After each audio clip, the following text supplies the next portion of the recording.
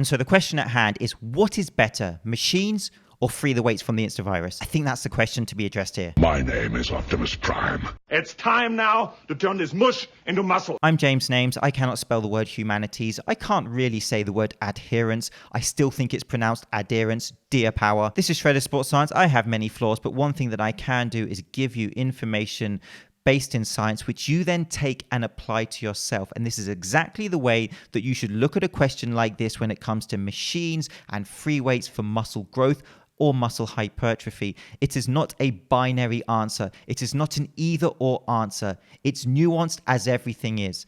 And so the best way for me to project this to you is to give you the advantages and disadvantages of these protocols and some programming information for you to think about, and then for you to apply it to yourself. Now, I am going to come at this saying that a machine-only approach is not something that I would necessarily support. Even for people perhaps who are elderly, who have mobility issues, I still think there is an application of free weights, even for the most restricted populations of people. It doesn't have to be a heavy load, but certainly free weight and movement can be implemented safely by a fitness professional. And so by the end of this video, you should understand how to apply some of this information to yourself. I promise to not upset any fanboys in this video.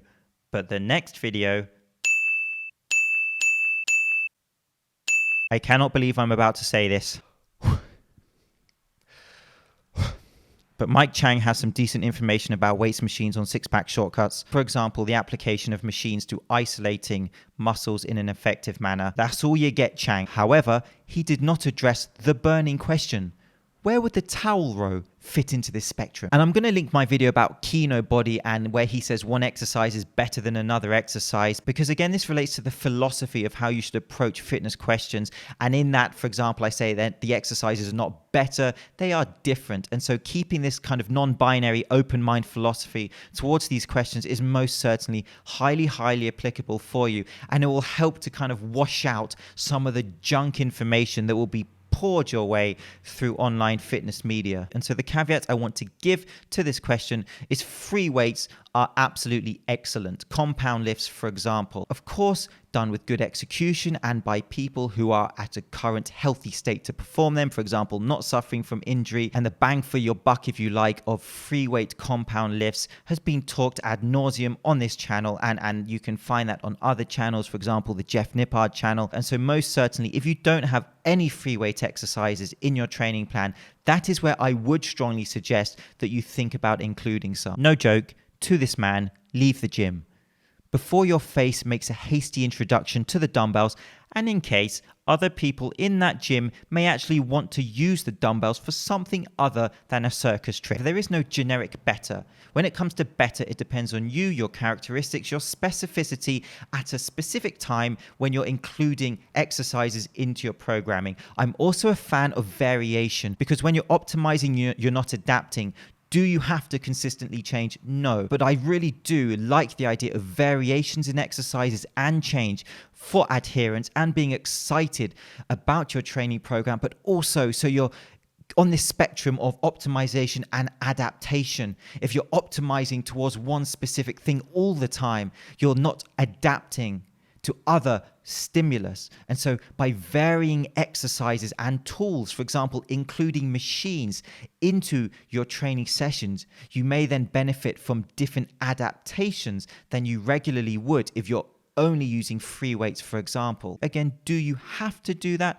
No, you don't. You don't even have to listen to me. But your other choices are people like Kenny KO. So yeah, there's that, the Instavirus machine. And so this video is in relation to muscle hypertrophy, more specifically the increase of sarcomeres in parallel. Oh, the increase of sarcomeres in parallel. Bit of homework for you. You may also think about this question, machines and free weights, in relation to other goals such as muscular endurance and strength. And so I want to again project the idea that different variations of exercises are well thought of as different exercises per se. For example, the back row. And by the back row, I don't mean where the cool kids sit on the bus. I mean, for example, the barbell back row or machine row. Now with a barbell, if you're using an underhand grip, you can think of that as a different exercise to an overhand grip with a barbell. Why would that be? Really for tracking your progressive overload and programming, because with a certain grip, you may be able to move less weight or more weight within the same rep range. And so although they are highly similar in terms of movement patterns and muscles hit, the actual grip can slightly intricately change the way that you perform movements. And so being more specific in how you are writing your programming can help you with your progressive overload and your management of your weight and intensity over time, for example. And so one thing you can think about is strength curves. Now, strength curves, very simply broken down, is the point at a lift of where you feel the most tension. Where does it feel the hardest? And I do have a video relating to strength curves. Now, as a rule of thumb, and this does not apply to every free weight exercise, but it will be around the mid-range of the lift where you feel the most tension. Now, again, for those of you who are going to shout at me, not for every exercise, but that's a good rule of thumb to apply to free weight movements. Now, of course, when you change the position, for example, a lateral raise. Now, if you go to a lean away lateral raise, you're going to feel the tension more at the upper end of the curve. Machines can have different strength curves to weights. And so when I talked about adaptations earlier, this could be one application. You may perform certain free weight exercises for a certain muscle group or movement, however you program. Now, a machine, and machines are specifically actually designed by companies to manipulate the strength curve. So you may feel a certain machine hitting the same muscle group feels a bit different, and that's done by design. And so that may be one reason why you may incorporate machines into your training, as the different strength curves, the different point at where you feel tension can be thought of as a different stimulus for your body, which after all can have cumulative knock-on benefits to your main goal. That feeling after watching a Jim Stoppani video. But really the question is not a very good one, which is better for muscle growth, machines versus free weights. I'm very good at making bad questions because free weights is such an umbrella term. It encompasses so many different protocols of lifting. Where would you start? Again, the complexities of it. And some of the benefits that I would instantly think about with free weights are perhaps they can be thought of as more organic movement patterns. The major compound lifts with free weights can recruit large amounts of motor units. You can also work on muscle balance with various free weight tools. Perhaps they're more accessible to you. You can use free weights at home, for example. I don't know many people who have weights machines at home.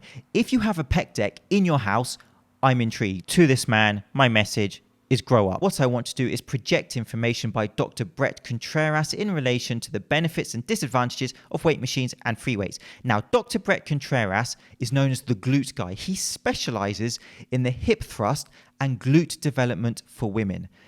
Now, I know that sounds like a Family Guy character, but bear with me because the guy is highly intelligent. And essentially his conclusion is that more research is needed into this debate, and I'll explain some of the complexities as to why that may be. But here are some of the benefits he gives to free weights usage. For example, it's less stable, which gives a more of a stability function. The proprioception, the balance, the sensory motor coordination, the fact that when you're performing free weight compound lifts, again, you're having to perhaps stabilize the core, whereas machines will literally stabilize your core for you with certain movement patterns. The natural bar path is an important one. If you think about bench pressing with a Smith machine in relation to a flat barbell bench press, the actual bar path and the movement pattern again is different. And so what I would suggest you to do is just literally screenshot what I've just put up, as I don't want to bore you to sleep, aka Jim Stoppani you, and read out every single one. And here are some of the disadvantages, and by body types, he does not mean somatotypes here. He's going to be referring to different aspects of limb attachment, length of your femurs, certain things like that. Sorry for triggering Del Monte with the word femur. And the usage of spotters is a good point, whereas of course, if you're using a higher load for a barbell bench press, using a spotter is common sense, but not needing a spotter and being able to train by yourself, again, may be something that's applicable to you. So again, I'll leave that up there, screenshot that, read it for homework. And here are some of the advantages and disadvantages that Dr. Bret Contreras gives you in relation to machines. Again, screenshot that and you can read that later. It can be harder to learn free weight lifts. Machine lifts may be more entry level for people. But again, what I don't like about that argument is I really do think that free weight compound lifts are very important, and so learning them with a fitness professional are different movements per se to weight machine variations. And pre-man bun Elliot Hulse also makes good points in relation to this topic from his video from 7 years ago, where essentially he talks about how, again, you have to apply it to yourself. There isn't necessarily a wrong by including machines in your training. If you are an Elliot Hulse fan and you're upset about the last video, like Elsa, let it go, because that IG advert he made was ridiculous. Women are gonna swoon and trip over their feet and Clumsy. bust their mouth and time you walk by with those masculine bicep peaks. Is this right, Elliot? Are you digging this, ladies? Or do I need to squeeze harder? Are you tripping over your feet yet? Oh, those isometric chat-up lines. And there are also the intangible factors. And Elliot Holst in that old video I talked about, that's really what he talks about as well. Sometimes a certain machine may just feel good for you in terms of mind-to-muscle connection with hitting certain muscles. Now, one thing that people talk about as a benefit of machines is that you can perhaps more effectively and efficiently isolate muscles. Now, of course, you can isolate muscles with free weights, but machines can literally put you into a mechanical position where you can very quickly sit down, be in the mechanical position to isolate certain muscles very effectively and efficiently. You may just like certain machines. You may be able to adhere to them over time and challenge yourself on them over time. And really, that's a good reason why you may include them. But like anything, please don't suffer from paralysis by analysis. So when you're taking this question, look at the advantages and disadvantages that I briefly discussed for muscle growth, but be mindful of the underlying scientific principles of muscle growth, being progressive overload, being hitting muscles from different angles, being range of motion, a dynamic contraction, the stretch and the squeeze, the concentric and eccentric. Keep those in mind. Think about how you structure your programming. Do you train muscle groups? Are you training movements? And add that to the mix. And then be creative with your training. Create your own reality with your programming. I like to start with a basis of free weight movements, and then you can add in machines if you like. And I can't tell you how to do that, but thinking about the muscles that they're hitting, the movement patterns, perhaps different strength curves of different machines and free weights, how they may complement each other, how they may be synergistic to each other. That's how you should approach this question. And be creative and have fun in your programming, because if you have fun in designing your sessions, that can help in terms of one of the most important principles of training that there is, which is consistency over time. And so I want to leave you with the complexity of this question and why Dr. Bret Contreras says more research is needed. And here's how we can really delve deep into the rabbit hole of this question. Yes, doing squats will produce better hypertrophic and vertical jump results compared to just doing leg extensions or leg presses. However, what if free weights were pitted against plate-loaded lever machines? Then what would happen? Machines represent an entire continuum with more isolative movements on one end and more integrative movements on the other end, which would be superior for hypertrophic gains. What about gains in jumping and sprinting? How big would the difference be? Marginal or huge? Which is safer? And so there are many, many questions that scientists will look at in relation to this. And so I want to express upon you how this is not a set in stone video I'm giving you, how of course there is more room for research. So I'm James Linker. This is the Shredder Sports Science. Thank you so much for watching, and I'll see you soon.